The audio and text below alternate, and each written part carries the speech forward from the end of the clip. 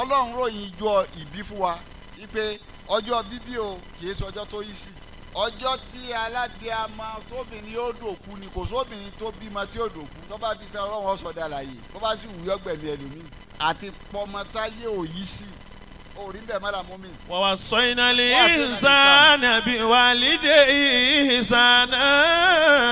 ọjọ́ bíbí ìwúlẹ̀ Ọlọ́run trace wípé kìí ṣe ọjọ́ tó yí sí Ọlọ́run wá ní àsọ̀lẹ̀ mi tí mo sọ fẹ́yìn ọmọ èèyàn láyé. biwalidayhi ihsana. àwọn òbí méjèèjì mo fẹ́ bá ń ṣe dáadáa fún wọn. hamalati ummu kurhan wa wada'atu kurhan. Ọlọ́run wá gbé lórí ìyá ó ní ìyá rẹ̀ tó gbé oyún rẹ̀ sínú nígbè ìnira kò yí sí fún un ó tún wá bí ọ kò yí sí fún un. wa hamluhu wa bisaluhu 30 shahra. gbígbóyún kò sí rọrùn bẹ́ẹ̀ dìlífà táyé.